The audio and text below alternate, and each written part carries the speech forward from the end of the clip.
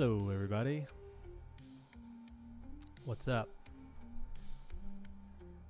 Happy Tuesday. Let's see, make sure everyone can hear me all right. Hope you're all well. It's good to see you guys. Feel free to say what's up in the chat. Welcome to a special Tuesday edition of the online Bible study. We were off last week. Last Thursday was the 4th of July, so I hope you guys had a good 4th of July. And then this Thursday, I will be traveling, so can't do a Bible study from the airplane. I could, but that'd be such a pain. So here we are on Tuesday. Let's go ahead and jump into it. We're looking at Luke chapters 14 and 15, possibly 16. Doubt it. Yeah, and like I said, like I always say, because we didn't really have last week, it's been a little bit of time off. It's okay if you didn't remember, but I like to read. This is kind of all the drawings and all the stuff we've covered. I'll zoom in a little bit so it's not so overwhelming. It's just kind of best practices. I say this at the top pretty much every time. If you're wanting to study the text, if you're wanting to study a particular passage in the Bible, you got to read it more than once. So, obviously it's easy for me to do because I'm like leading this, teaching this, whatever you want to call it. It's definitely in my best interest to read what we're covering more than once. But, if you want to study any form of scripture, read it and reread it. And if you say, I don't know what the point is of reading the same thing more than once in one sitting even, you'd be surprised as to what you would pick up, what you could learn, what you didn't notice, the second time around. So like I said before, or like I have said before, sorry, I lost my train of thought. I got distracted. We're going to jump right into it in Luke chapter 14. If you're watching, if you're taking notes at home, say what's up in the chat. Feel free to ask a question in the chat so that it feels like we're all together. The point, that's what I was going to say. The reason why we're doing this Bible study is because we want to help you feel empowered to get into the text yourself and actually read it through a little bit more of an analytical lens. Resources are very helpful. Like we've talked about a million times, resources are very helpful. But we do believe in the sufficiency of Scripture, that within the Bible itself is everything you need to be equipped to be a fully mature Christian. And so we're just kind of getting into it, and I'm on purpose not pulling on a lot of resources. It's just sort of like a read through commentary type of deal, to kind of show you, hey, you could read the Bible like this too on your own time. That doesn't mean that everything that comes into your head is right. That doesn't mean that everything that comes into my head is right. But it is helpful and possible to get into the text, read it very carefully on your own. Don't need a YouTube video, don't need a sermon, don't need a bunch of books on the shelf. And you can actually get in and learn something and have an encounter with the living God. So hopefully we will do that today. I'm going to drink some water, and then we'll start in Luke chapter 14.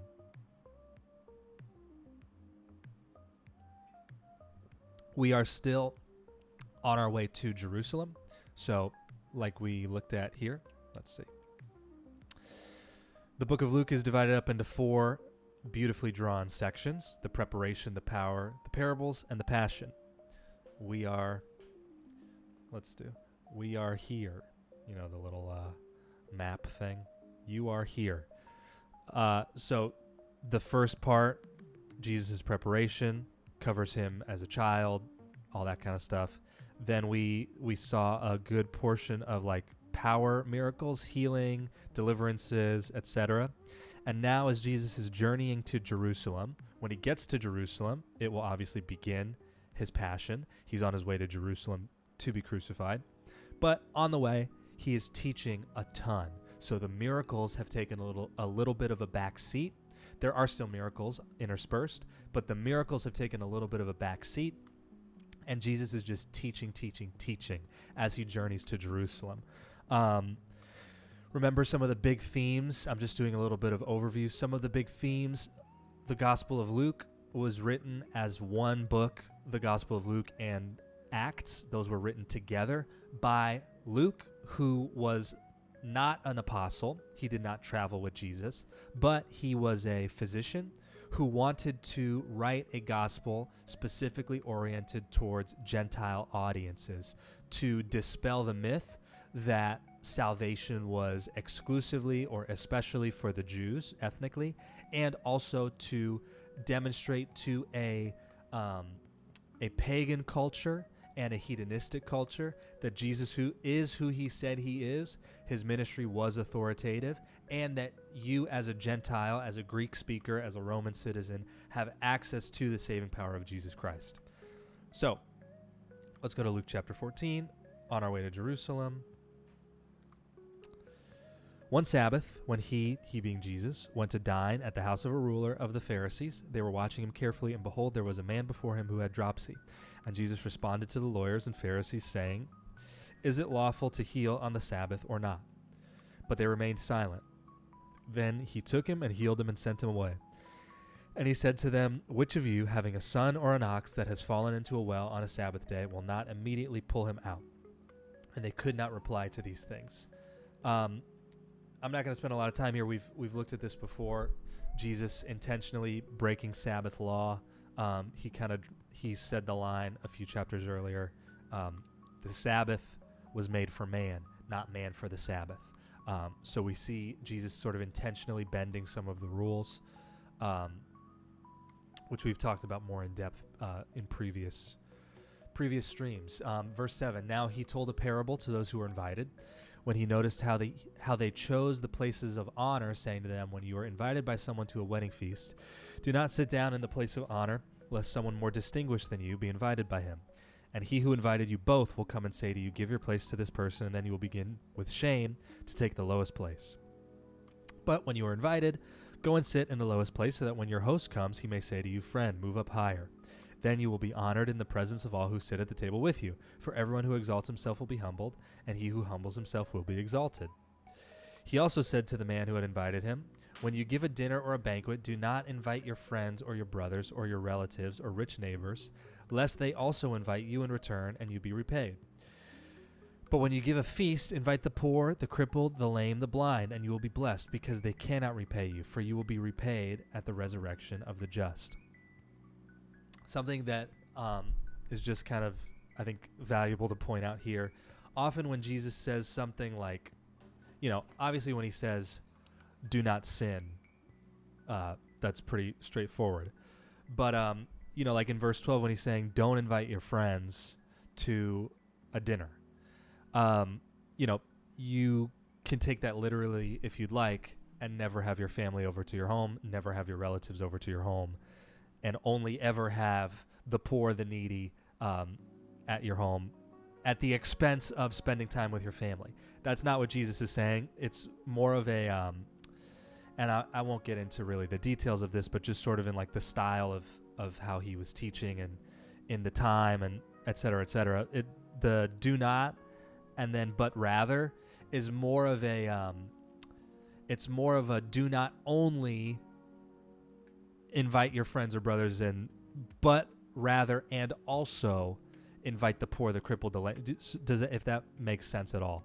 Because there's a temptation out of a good heart to take the Bible as literally as possible, and there are some passages that need a little bit more explanation. Obviously, don't commit sexual adultery. Don't be given to drunkenness. Don't murder. Those passages don't need a little bit of extra explanation. But as we're reading through the text, you come across a verse of Jesus saying, "Oh, if you're throwing a party, don't invite your friends or your relatives." Okay, that I have actually some follow-up questions about that, Jesus. So that's kind of a little bit of a more clear way to think of that. When one of those who reclined at the table with him heard these things, he said to him, Blessed is everyone who will eat bread in the kingdom of God. Jesus said to him, a man once gave a great banquet and invited many. So this is a parable now. Put your parable goggles on. A man once gave a great banquet and invited many. And at the time for the banquet, he sent his servant to say to those who had been invited, Come, for everything is now ready. Let's do this.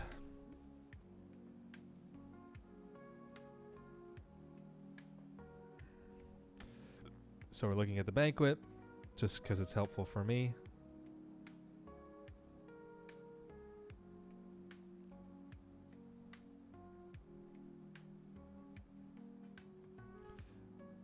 JC is Jesus Christ.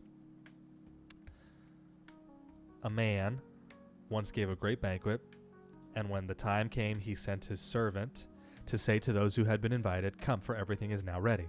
So this is a parable talking about the Lord's call to salvation, because when Jesus came, remember at the beginning of the Gospel of Luke, the time has come, the Lord has sent me to free the captives, to declare the year of the Lord's favor, etc., etc. But those who were invited, all alike, continuing in verse 18, began to make excuses. The first said to him, I have bought a field, and I must go out and see it.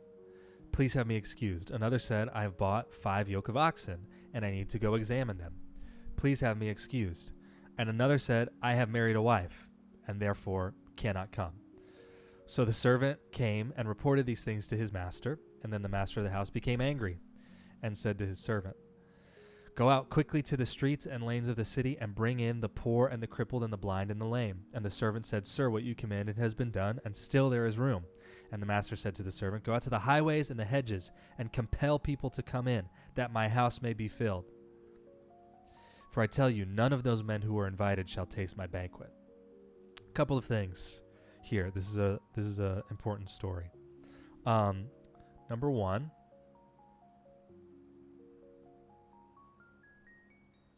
all the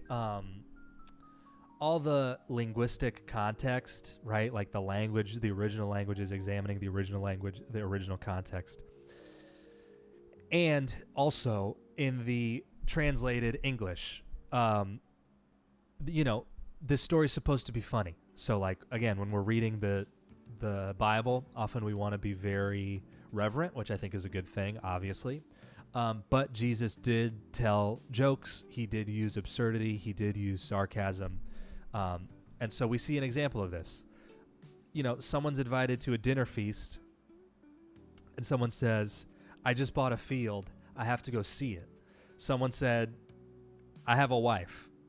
I can't come. How many times have you heard that before?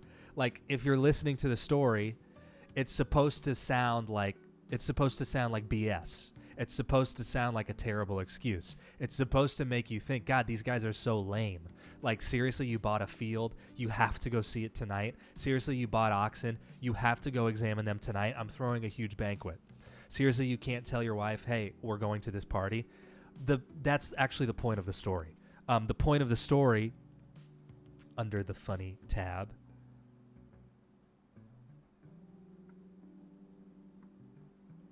Jesus is intentionally using lame excuses for people to not come to the banquet. Why? Because this story is about the Pharisees. And the Pharisees, which is true, right? So Luke is trying to dispel the myth that salvation through Jesus Christ is given exclusively to the Jewish people. However, what we do see in Romans and in Hebrews is that salvation through Jesus Christ was first given to the Jewish people. Jesus came as a Jewish person and initially started his ministry only to the Jews. His plan, as we're seeing, is to expand beyond, but he started in his hometown. So the people that had the first chance to recognize and accept Christ were the Jewish people. In this parable, the people who were the first people to receive the invitation. The people who get invited later, the crippled and the blind and the lame, they receive an invitation, yes, but they were not the first to receive the invitation. And the first people to receive the invitation to the banquet had a bunch of BS excuses, and none of them came. This story is supposed to be a funny story, and it is supposed to absolutely destroy the Pharisees.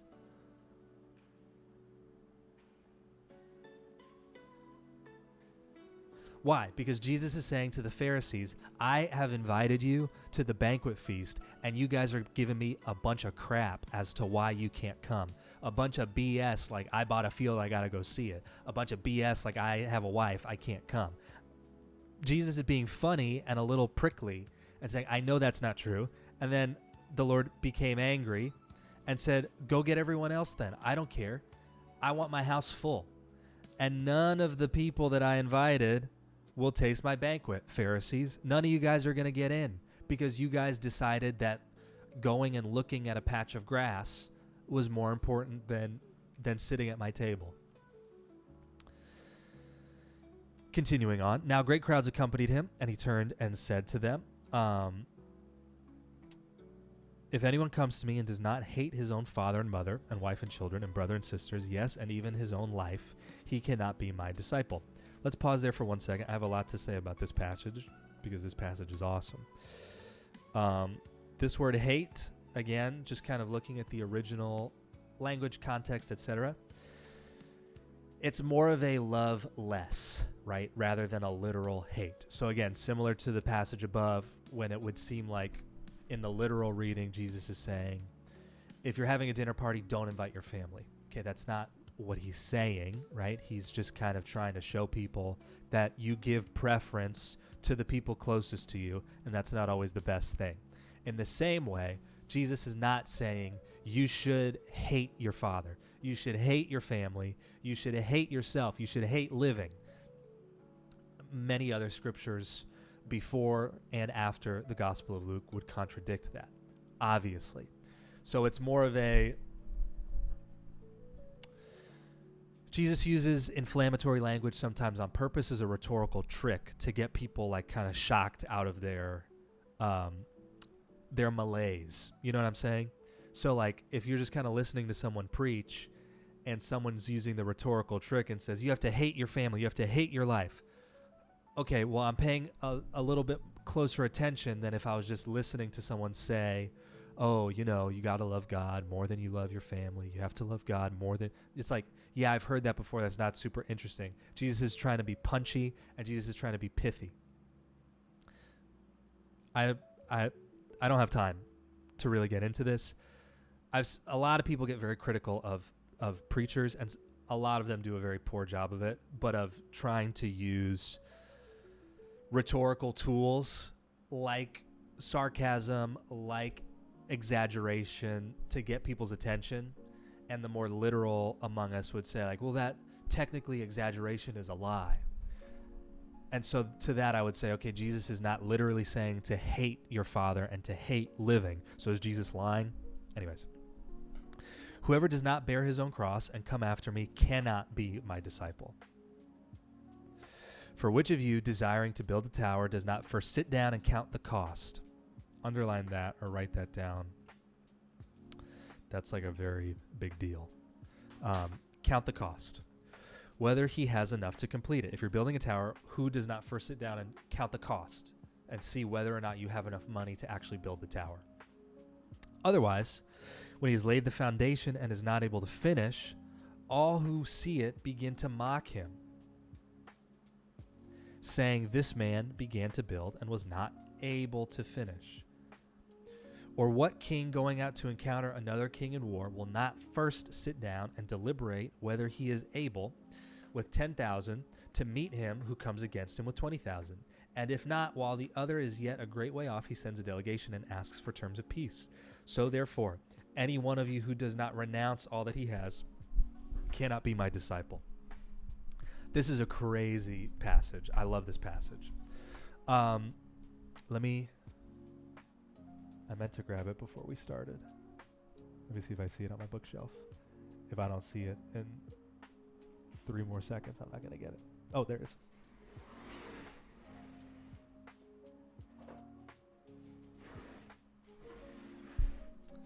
Jeez. This book, The Cost of Discipleship by Dietrich Bonhoeffer. Awesome book. Definitely worth reading. The language, I'm going to be honest, is a little boring, but the content is gold. One of the things that Bonhoeffer talks about in The Cost of Discipleship is he's playing off what Jesus is getting at here. He's saying many, many people throw themselves into the Christian life and don't realize that it's going to cost them everything. You see this in the rich young ruler, and we talked about it a little bit back then, that Jesus is actually okay, and we're going to talk about it again more in a second, that Jesus is actually okay with people walking away from him, people rejecting him, if they are actually not about it.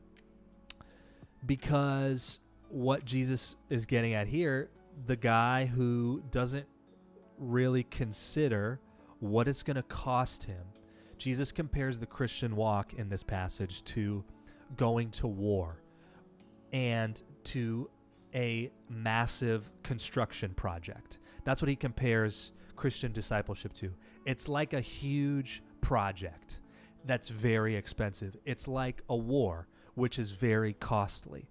The United States right now are involved by proxy in 2 wars at the moment that have cost us hundreds of billions of dollars. War is very, very expensive, not only monetarily, but there's a human cost. Massive building projects. If you look at the new Apple headquarters, if you try to redo your kitchen, if you try to redo your floor, if you try to redo the roof, large building projects are very expensive.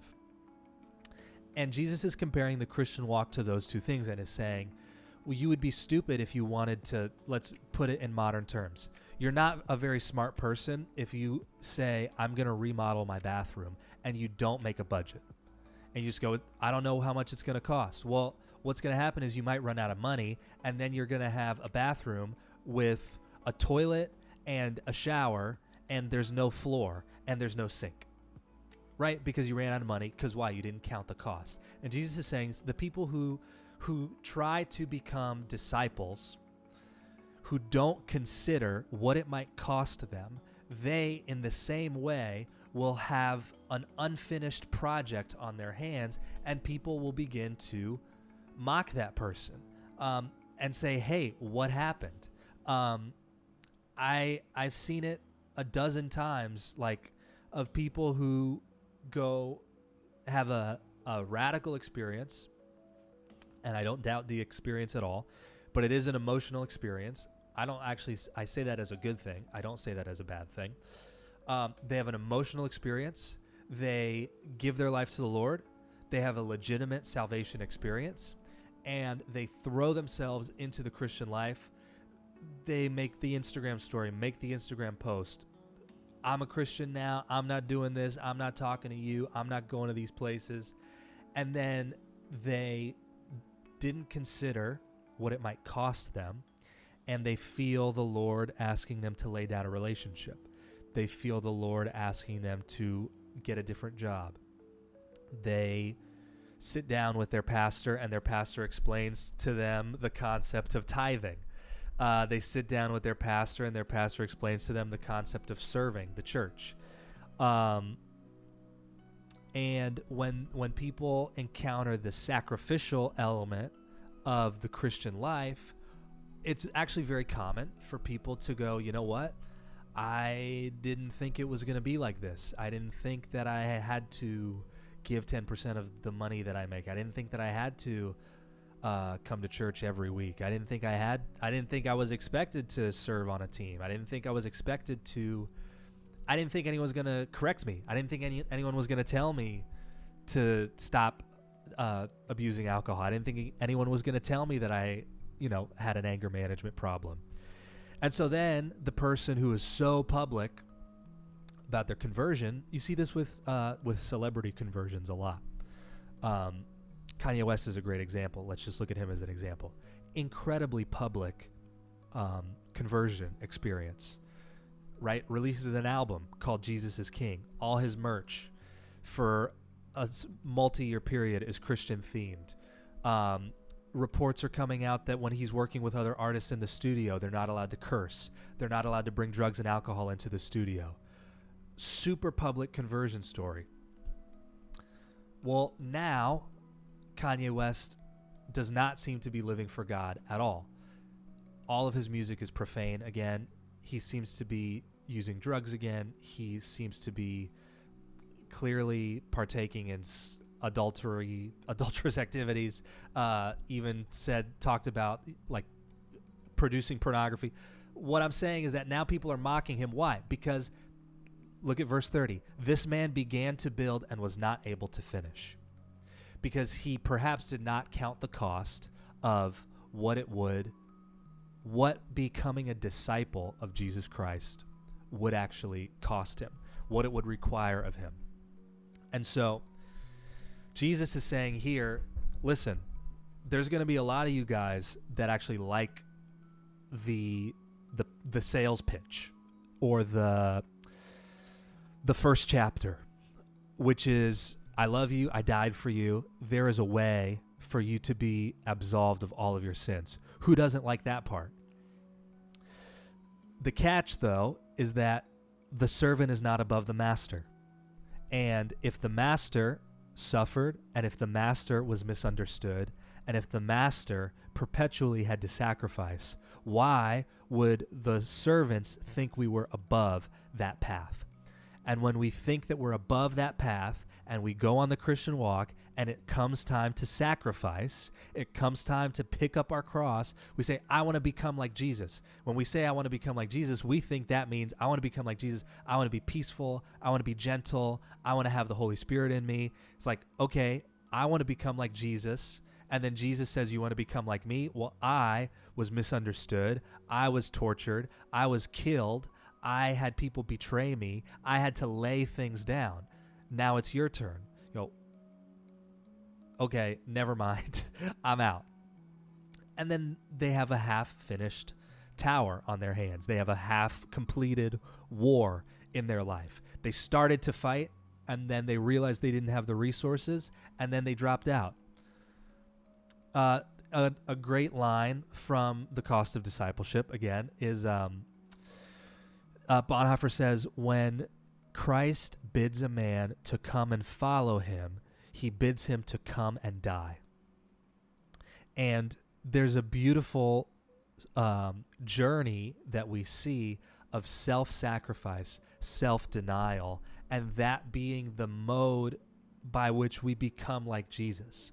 And on the other side is love, peace, kindness, provision, glory, gentleness, patience in our lives, healing, miracles. All of those things come, but they come through self-denial and self-sacrifice. And that's a very, very difficult pitch. And, you know, I would encourage anyone who feels the pull, if you're new to the faith or if you're considering entering the faith, if you feel the pull of Jesus Christ in your life, it is the best decision you could ever make to become a disciple of Christ. It is going to be very, very expensive, and it is worth every penny and more, but it is expensive. Let's finish chapter 14 here. Salt is good, but if salt has lost its taste, how shall its saltiness be restored? It is of no use either for the soil or for the manure pile if it is thrown away. He who has ear to hear, let him hear. I just want to read this awesome quote. This is one of my favorite quotes from G.K. Chesterton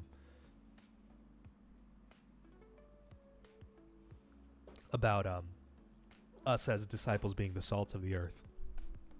Salt, this is Chesterton. Salt seasons and preserves beef, not because it is like beef, but because it is very unlike it. Christ did not tell his apostles that they were only the excellent people or the only excellent people, but that they were the exceptional people, the permanently incongruous and incompatible people. And the text about the salt of the earth is really as sharp and shrewd and tart as the taste of salt. It is because they were the exceptional people that they must not lose their exceptional quality. If salt loses its savor, wherewith shall it be salted? Is a much more pointed question than a mere lament over the price of the best beef. If the world grows too worldly, it can be rebuked by the church. But if the church grows too worldly, it cannot be adequately rebuked for worldliness by the world. That quote is crazy. All right. Chapter 15. Now the tax collectors and sinners were all drawing near to Jesus, and the Pharisees and scribes grumbled, saying, "This man receives sinners and eats with them." So he told a parable. Excuse me. Jesus told a parable. What man of you, having 100 sheep, if he has lost one of them, if he has lost one of them, does not leave the 99 in open country and go after the one that is lost until he finds it? And when he's found it, he lays it on his shoulders, rejoicing. And when he comes home, he calls together his friends and his neighbors, saying to them, "Rejoice with me, for I have found my sheep that was lost."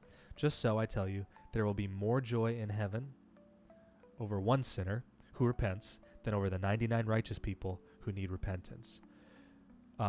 Spoiler alert, because you can see it down here. Luke chapter 15 ends with the parable of the prodigal son. So we're kind of foreshadowing that. You see that? This line right here, because we're going to talk about the older brother and stuff. So we're kind of all on the same theme here in Luke chapter 15, which is the theme of, the gospel for the outcast. And remember, one of the main reasons Luke is writing his gospel is to dispel the myth that Gentiles do not have access to the gospel. And so there's a strong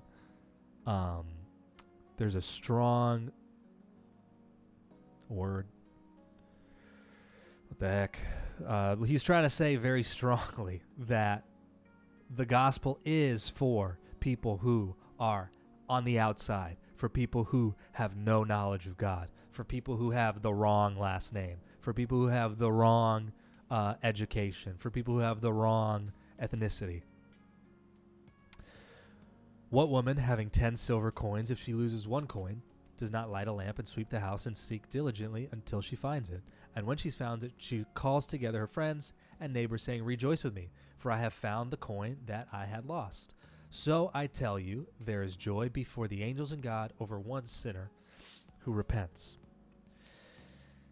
And he said, there was a man who had 2 sons, and the younger of them said to his father, "Father, give me the share of property that is coming to me." We're going to dive into this, so I'm just going to kind of bracket off some things I want to talk about. And he, again, we see this, a man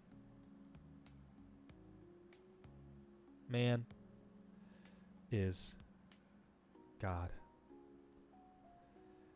The younger son are sinners, perhaps Gentiles. And then that looks like it says Celtics. I hate the Celtics. And then the older brother is Pharisees / Jews. So like the in-group, basically. Not many days after, the father divides the inheritance and gives it to him, the younger son gathered all he had and took a journey into a far country, and there he squandered his property in reckless living. And when he had spent everything, a severe famine arose in that country, and he began to be in need. So he went and hired himself out to one of the citizens of that country, who sent him into his fields to feed pigs.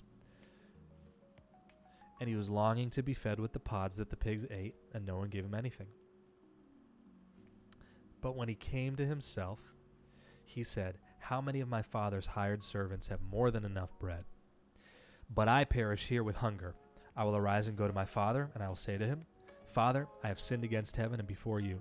I am no longer worthy to be called your son. Treat me as one of your hired servants." And he arose and came to his father. But while he was still a long way off, his father saw him and felt compassion and ran and embraced him and kissed him. And the son said to him, "Father, I have sinned against heaven and before you. I am no longer worthy to be called your son." But the father said to his servants, "Bring quickly the best robe and put it on him, and put a ring on his hand and shoes on his feet. And bring the fatted calf and kill it, and let us eat and celebrate. For this my son was dead and is alive again. He was lost and is found." And they began to celebrate. Now his older son was in the field, and as he came and drew near to the house, he heard music and dancing. And he called one of the servants and asked what these things meant. And he said to him, "Your brother has come. Your father has killed the fattened calf because he has received him back safe and sound." But he was angry and refused to go in. His father came out and entreated him. But he answered his father, "Look, these many years I have served you, and I never disobeyed your command. Yet you never gave me a young goat that I might celebrate with my friends. But when this son of yours came, who has devoured your property with prostitutes, you killed the fattened calf for him." And he said to him, "Son, you are always with me, and all that is mine is yours. It was fitting to celebrate and be glad, for this your brother was dead and is alive. He was lost and is now found." So we'll talk about this story and then wrap it. A couple of things just to kind of talk through. Number one, let's do that. Open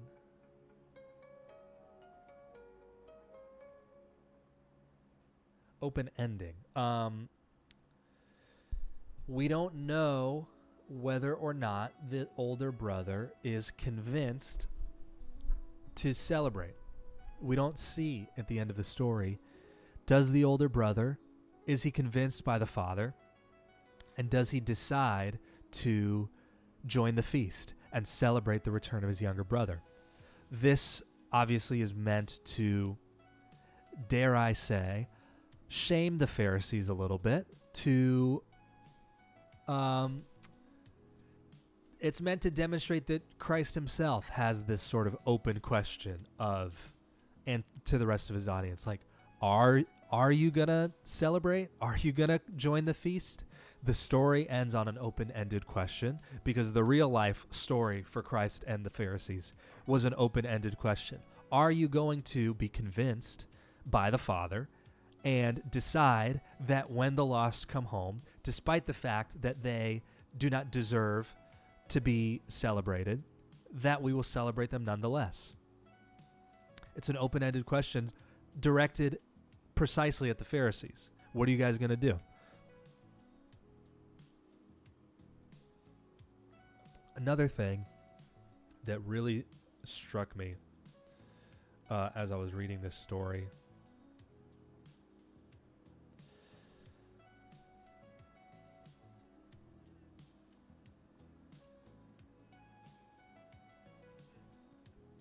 is that the father lets him go. And I've been thinking about this a lot. And, I've been thinking about this kind of like from a pastoral perspective, right? And from like a church perspective. What we see here at the very beginning of the story, the younger son says to the father, basically, "I'm out. I want to go. I would like my inheritance, and, I'm out of here. I'm not interested in doing this whole thing." And the father allows it to happen. Now, I want to connect my thoughts on this if I find the ability to articulate myself here. I want to connect that to the passage that many of us have heard about how it's worse to be lukewarm than it is to be hot or cold. And we see this in, I believe it's Romans chapter 1. I may be wrong. Romans chapter 1 talks about the Lord will allow people to, once they reach if they reach a certain point of persistent unrepentance and persistent desires for unrighteousness, he will actually allow them to be governed by their passions, and he will, the Bible says, turn them over to a depraved mind, so that in the place of being, if people are allowed to, if the only thing, let me say it this way, for a lot of people, for many people, the only thing that will get them to clean up their act is hitting rock bottom. And it would be a bad father, it would be a bad loving father who knows they have chosen this path. His mind is made up. He wants his inheritance. He's out of here. I have to let him go, and I have to let him take his inheritance and waste it, so that because I know that that's what will wake him up, snap him back into life, if that makes sense. And pastorally, that's very difficult. And we, personally speaking, don't do a very good job of that. Corporately speaking, we don't do a very good job of that. Because when people say, I'm not interested in church anymore, I'm not interested in serving anymore, I'm not interested in community, I'm not interested in maintaining biblical sexuality, I'm not interested in maintaining biblical purity, I'm not interested in pursuing a biblical marriage, I'm not interested in stewarding my wealth how the Bible says, I'm just not interested, I don't want to do it. Often the compassionate or empathetic impulse would be, as the church, to say, what can I do for you to make you want to stay? How could I help you so that you might become interested in serving again, in living life for the Lord again, in maintaining biblical purity again? What can I do? How could I change? Could we change something about the service format? Could we change something about, is there something that you don't like when I preach? Is there something that I said that you would like me to not say? Because out of a heart of love, we want to keep people in the house of the Lord. So it's always out of a pure heart. And I just wonder how well that works, because I think that I'm just thinking out loud here, I think that may be a recipe for lukewarm Christians, because their mind is made up and in their hearts they've decided they are not interested. Like Jesus said, they've counted the cost, like the rich young ruler. They were presented with the fork in the road, like we all are, and we all will be if you have not yet. Rich young ruler says, I want to follow you. Jesus says, this is what it's going to cost you. Rich young ruler says, I'm not interested. Jesus says, okay. We just read, if you want to be my disciple, carefully consider what it's going to cost you. Here in the parable of the prodigal son, the son says, I want to go. The father says, okay. If the father in the story, let me say it this way. I've seen and I've done this, right? Like, if as the church we are to embody the Father as well as we can, which would obviously be imperfectly. When someone comes to us and says, I am not interested, I would like to go, the Father here says, fine. What the natural response for someone who wants to care for people is, if I inserted myself into this story and the son says to me, I'm not interested in serving, I'm not interested in the church, I'm not interested in the Bible anymore, my inclination would be to go, wait. What specifically don't you like? And maybe we could help. You know what I mean? I hope I'm articulating this clearly. That we see throughout the Gospels, and I'm just speaking from my experience as a pastor. I went to Bible school. I grew up in church. I've been around the church my whole life. And the church is awesome. And everyone in the church is awesome. But often our knee-jerk reaction to someone being bought out, someone just saying, I'm out, is what can we do to get you to stay? Which is so contrasted. I talk about it a lot. When I read through the Bible, I look for the starkest contrast between what I believe and what the Bible is saying, and where there's friction. Because where there's that friction, if the Bible is in contradiction with my worldview, I'm the one that's wrong. Hello. And we see so often throughout the Gospels Jesus being perfectly fine with people who are not interested, just continuing on with their lives. And it's a heart of evangelism. It's a heart to see everyone saved. It is a heart to see everyone fulfilled in the love of Christ, to try and figure out how we can make this work. How can I make this work? How can I help you? How can I keep you so that you are in church more? And like, how can, you know what I'm saying? And I just think that creates lukewarm Christians. I think that there are a lot of people who, I think the Father knows what's best. And I think the Father knew if there was a way for the prodigal son to find restoration with his father without squandering his wealth on prostitutes and without living in the dirt among the pigs, if that wasn't the only way, then the father would be cruel to allow his son to do that, yes?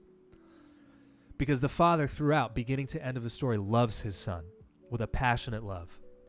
And so, if there was a way for the prodigal son to find reconciliation with the father without having to go through the being poor, living in the dirt, living with the pigs, if that could have been circumvented, but the father allowed it anyways, that would be very cruel. And God is not cruel.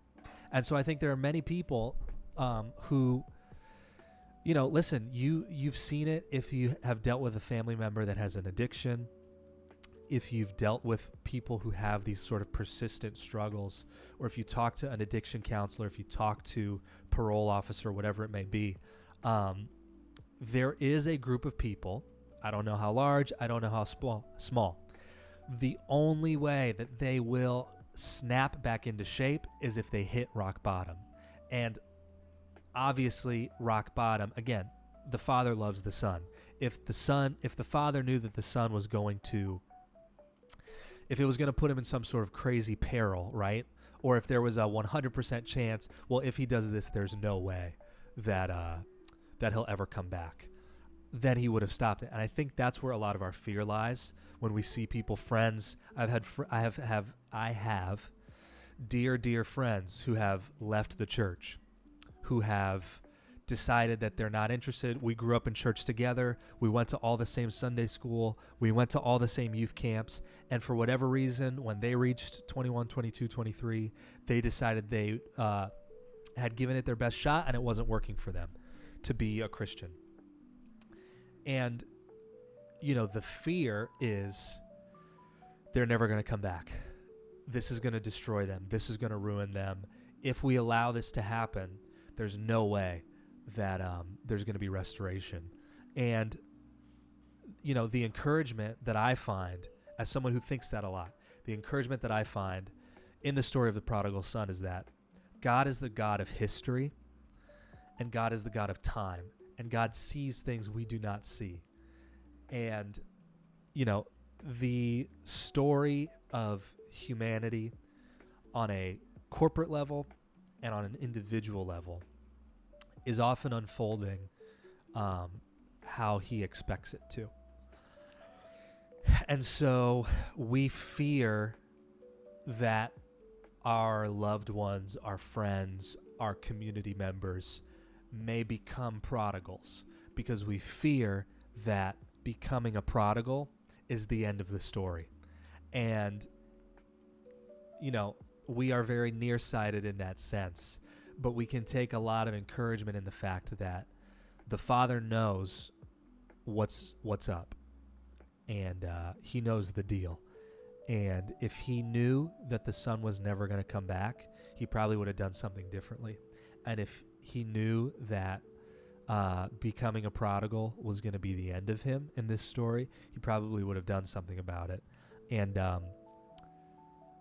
yeah, I just find a lot of encouragement in that, and I really am challenged by that, because as a pastor, as someone whose job it is, right, to help people stay plugged in and stay connected and stay on the path and continue the forward thrust of their discipleship. If you're just kind of getting, I'm not interested, I'm not about it, the fear comes of like, oh, if we let them go, they may never come back.